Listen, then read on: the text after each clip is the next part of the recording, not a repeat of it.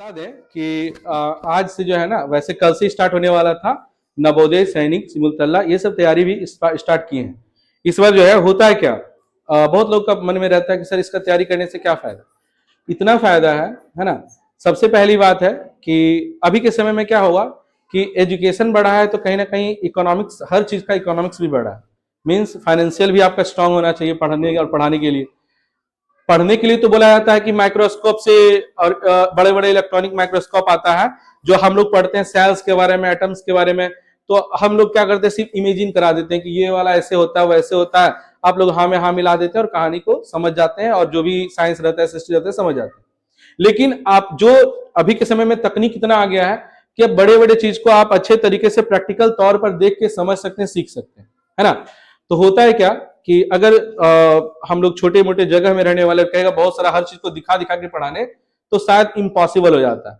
तो सैनिक, सिमुलतला और इंट्रेंस, हर तरह के जो एग्जाम का होता है तैयारी, इसमें निकल जाने के बाद आप वैसे जगह पर चले जाए जो कि आपका पढ़ाई जो बहुत वास्ट लगता है वो बिल्कुल ईजी हो जाएगा, अच्छे तरीके से हो जाएगा। इसका भी एक लिमिटेशन होता है। सरकार वैसे वैसे एग्जाम के, ऐसे एग्जाम के लिए कई तरह के संस्थान खोल के रखे हैं कि वैसे विद्यार्थी जो इच्छुक भी हैं और साथ साथ में पढ़ने में काफी अच्छे हैं, तो सरकार चाहते हैं कि वैसे बच्चे को क्यों ना आगे लेके जाए, है ना। तो इसके लिए एक इंट्रेंस एग्जाम होता है। इंट्रेंस का मतलब प्रवेश परीक्षा।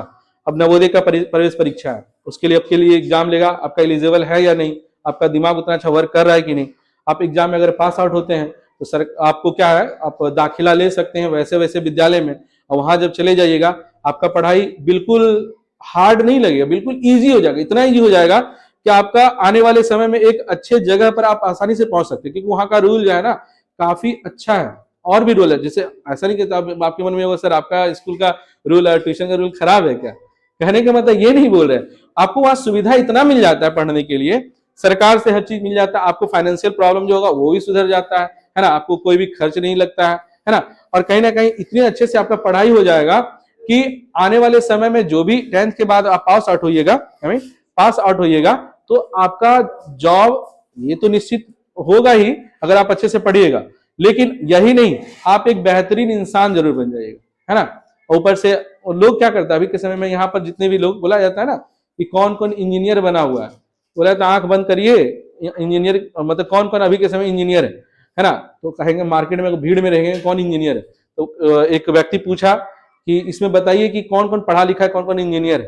बोला आंख बंद करिए, वो पत्थर उठाइए और खींच के मारिए, जिसके पास गिरेगा पूछेगा वो इंजीनियर रहेगा।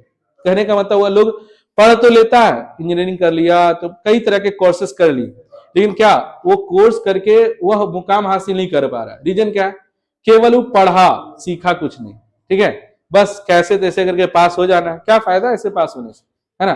पढ़ो ऐसा कि लोग मतलब कम समय में आपको जो अचीवमेंट मिलना चाहिए वो मिल जाए, है ना। अब पढ़े बहुत, सुबह से लेकर शाम तक बहुत मेहनत किए, लोग कहता है ना कि हम बहुत मेहनत किए फिर भी पास नहीं हुए। फिर मेहनत नहीं किया, कैसे नहीं पास हुआ। मेहनत करता तो शायद वो बोलने का मौका भी नहीं मिलता कि हम मेहनत किए तो पास नहीं हो पाए। ऐसा हो ही नहीं सकता, मेहनत नहीं किया होगा, झूठ बोल रहा होगा, है ना।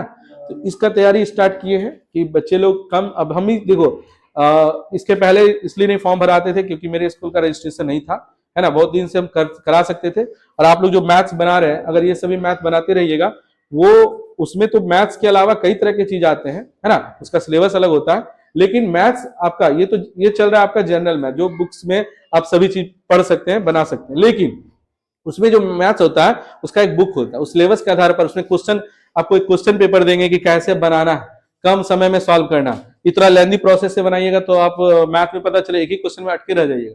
वहां क्वेश्चन देखिए आंसर टिक मारी, क्वेश्चन देखिए आंसर टिक मारी, आप कहेगा सर ऐसे कैसे हो जाएगा, है ना। तो आप उतना इतना प्रैक्टिस कर लीजिएगा कि क्वेश्चन देखने के बाद खुद पता चलेगा इसका आंसर ये होगा, वो उतना करना। इसलिए प्रैक्टिस तो जरूरी है ना। इसका एग्जाम जो है सितंबर अक्टूबर नवंबर में लगभग में आता है, और जनवरी फरवरी में इसका एग्जाम पड़ता है।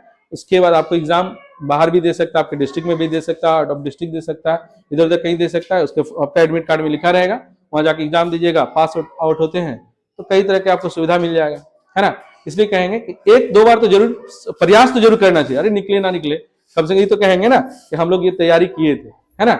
ये होना चाहिए। जैसे अगर हम तैयारी ना किए होते पहले, चलो मेरा ना निकला कोई दिक्कत नहीं, मैथ तो इतना स्ट्रांग हो चुका है कि अच्छे तरीके से हम बता सकते हैं, है ना। ये तो हो जाता है ना। कम से कम ये तो नहीं, बहुत होता है ना तैयारी किए नहीं निकला, अरे कोई दिक्कत नहीं, आपका नहीं निकला तो मैथ में हर सब्जेक्ट में आप स्ट्रांग हो जाइएगा, आपका दिमाग IQ लेवल सब ज्यादा बढ़ जाएगा कि हर तरह का आप कैसे आसानी से सॉल्व कर सकते हैं, ठीक है। और मैथ जब स्ट्रांग हो गया तब तो बाकी सब सब्जेक्ट इजी लगता है ना। चलिए